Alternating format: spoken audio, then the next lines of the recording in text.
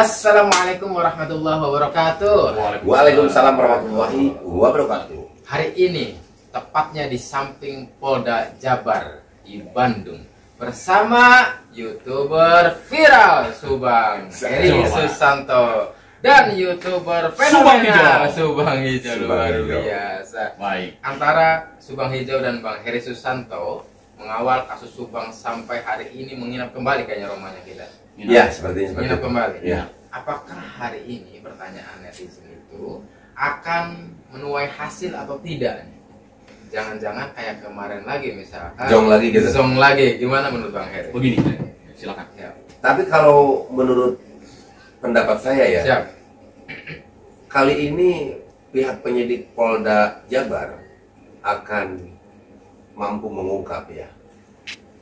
Tapi tentunya sesuai yang kita dengar-dengar sekarang ini, untuk sekarang ini memang ada 3 Bang kalau menurut saya. 3. Ada 3 hal. Oh, 3 hal. Ada 3 hal. Yang pertama yang paling menonjol yang tentunya saat ini dibicarakan dan kita pun semua berada di sini karena memang kasus Rajapati yang dikenal dengan kasus Subang.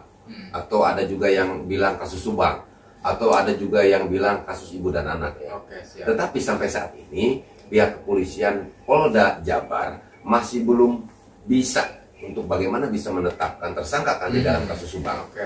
Tetapi dalam hal ini saya menganggap bahwa ini adalah salah satu bentuk kehati-hatian pihak penyidik Polda Jawa Barat ya. Oke. Karena apa? Karena menetapkan tersangka di sini menyangkut juga dengan hak asasi manusia ya. Betul. Salah-salah nanti malah bisa lebih fatal mas.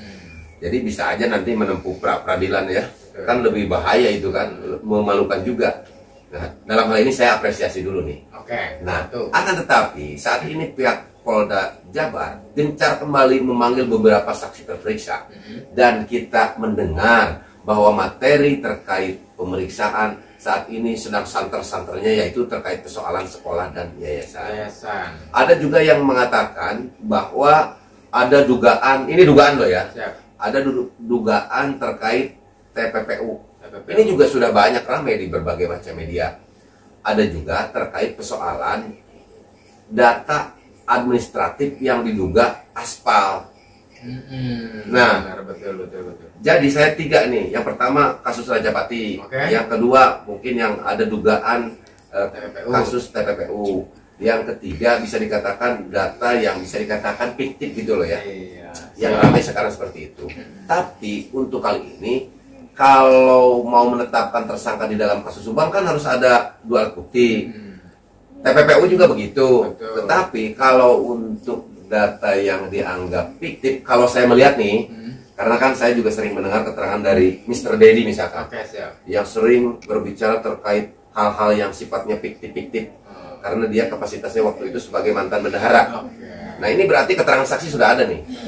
Nah lalu dengan data yang dia miliki, yang pernah saya lihat, sepertinya bukti suratnya juga sudah ada gitu loh. Jadi kalau untuk persoalan kasus Subangnya, saya rasa perlu pendalaman lagi. Untuk TPPU-nya ada atau tidak, dugaan ini juga perlu pendalaman lagi. Tetapi kalau untuk yang satu hal itu, kalau menurut saya sih, yang bisa dikatakan melihatnya dari luar loh. Kalau penyidik kan dia bisa melihat dari dalam. Saya meyakini untuk kali ini pihak penyidik ya akan mampu 1 di antara 3 itu untuk bagaimana dapat menetapkan tersangka di dalam kasus.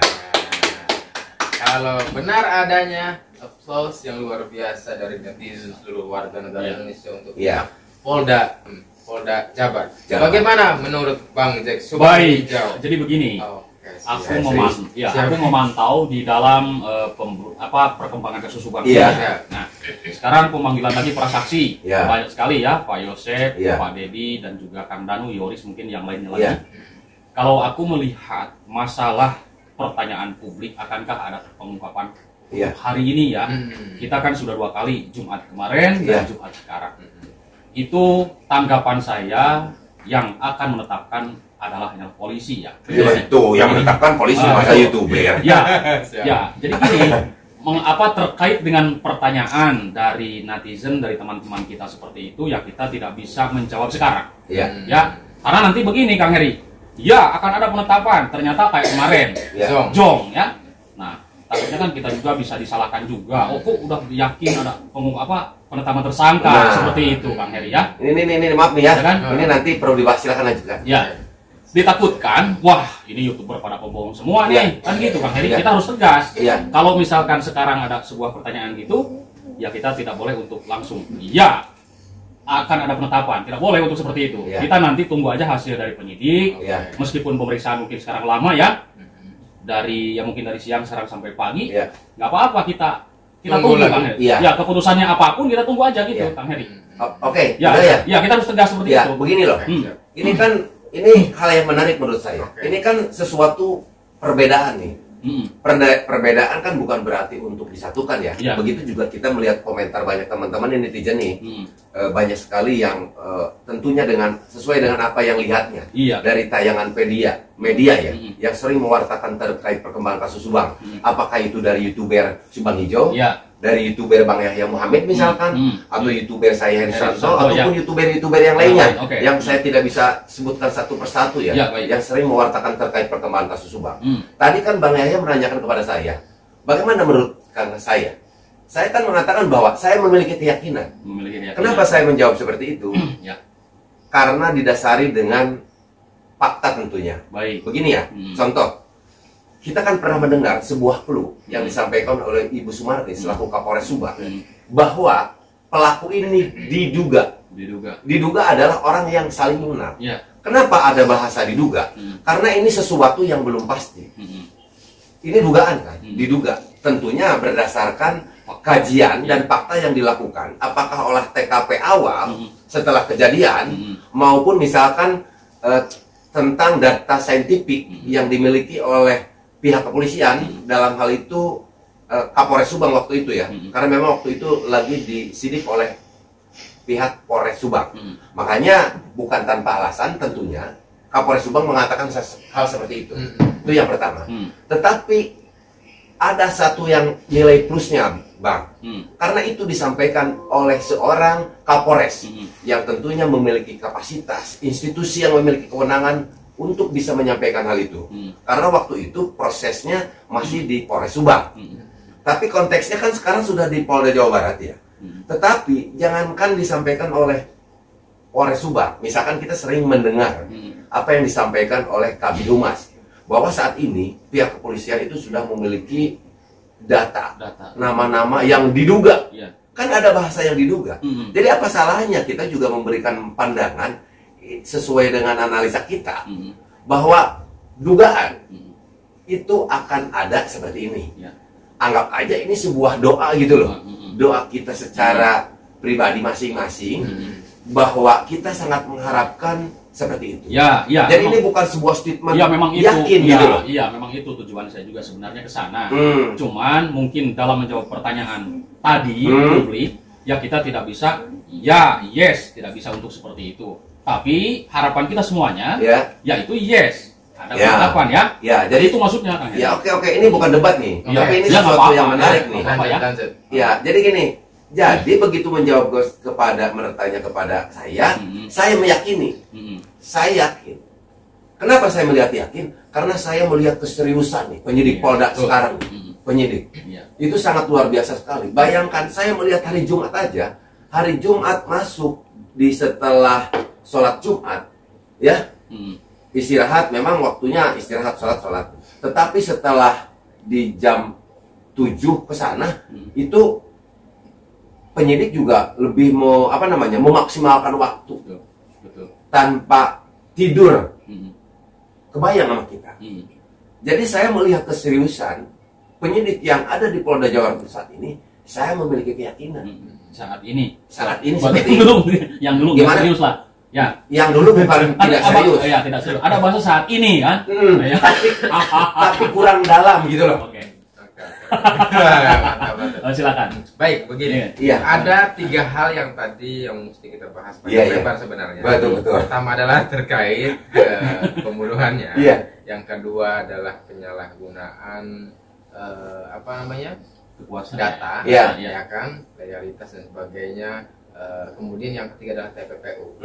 Apa yang kemudian yang Bang Heri kemudian menduga ini, dasarnya apa ini?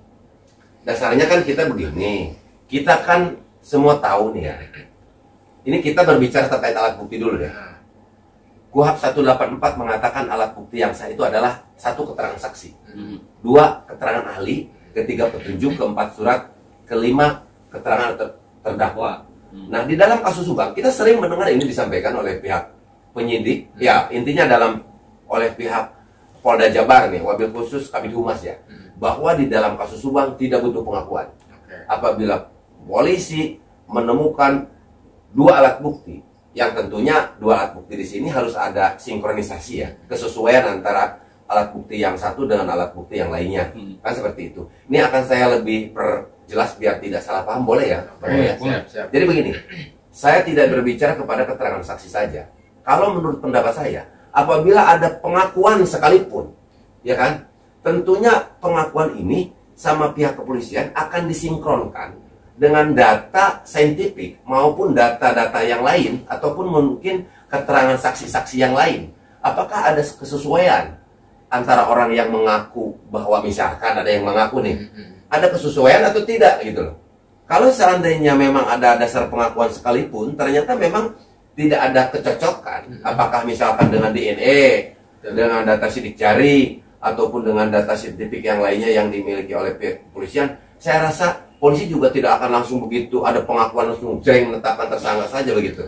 Itu yang pertama. Tadi yang poin yang akan dibahas terkait kenapa memiliki keyakinan.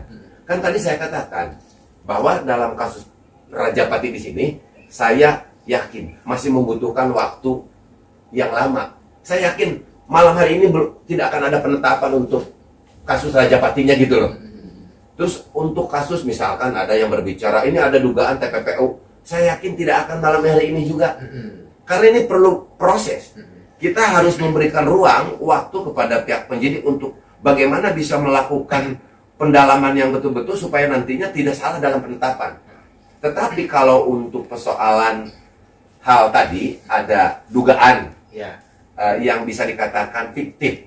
Nah, saya kan kenal Bang Yahya juga kenal Pak Dedi.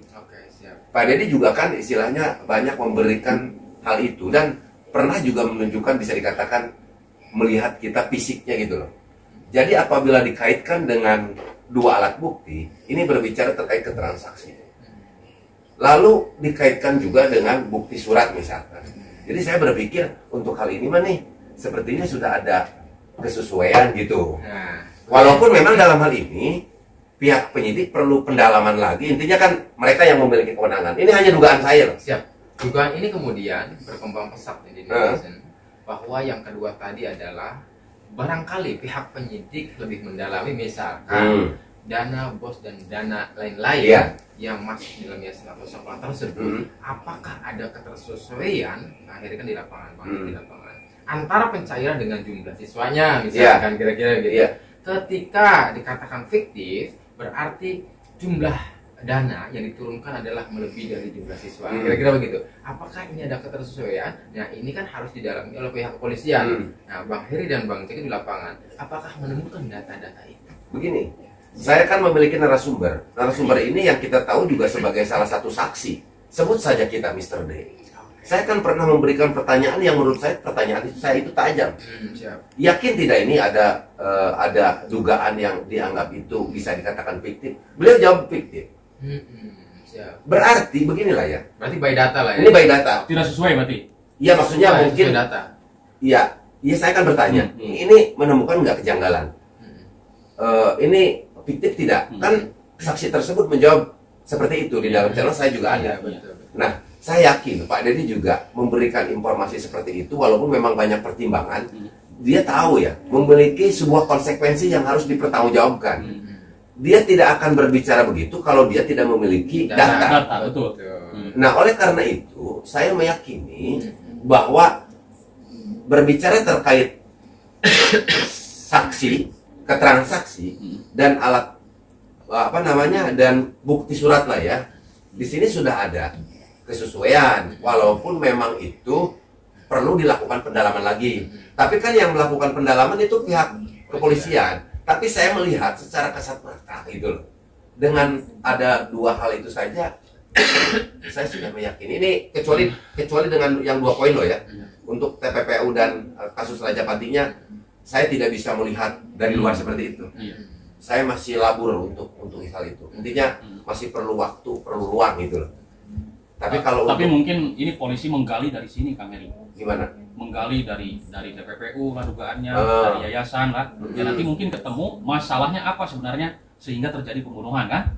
Ya, motif ya. Ya misalkan kan kayak begini mungkin ya. Betul sekali apa yang dikatakan oleh Bang Jack. Untuk hal ini saya setuju nih. Misalkan begini ya. Misalkan menemukan data yang fiktif. Kalau yang ada data yang fiktif, misalkan contoh Bang Jack, saya membutuhkan tanda tangan Bang Jack nih. Nah, sementara saya kan tidak bisa ditandatangani misalkan oleh Bang Jack. Karena saya ada persoalan, saya lagi musuhan nih. Karena Bang Jack pinjam duit sama saya kan dikasih. Ya kan, gila lu aja, gua kemarin pinjam kagak dikasih. Oh gak ada, gua mah misalkan. Nah, tapi kan di sisi lain, saya butuh tanda tangan Bang Jack. Bisa aja kan tanda tangan Bang Jack, apa gua ambil aja.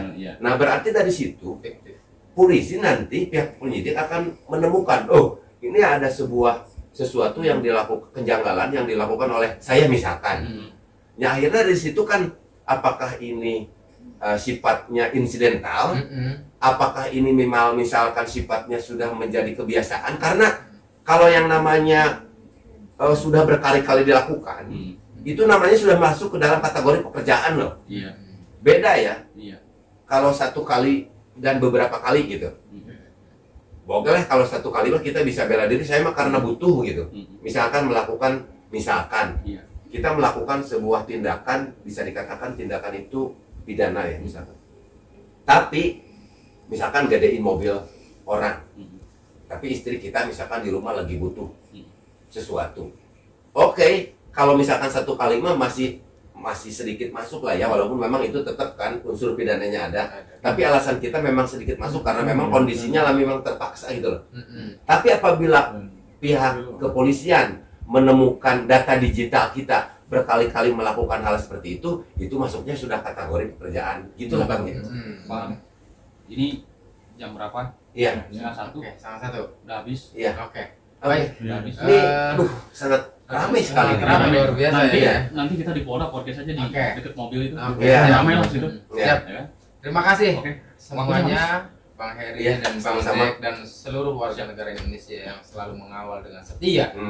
Kita akhiri saja. Wassalamualaikum warahmatullahi wabarakatuh. Waalaikumsalam warahmatullahi wabarakatuh.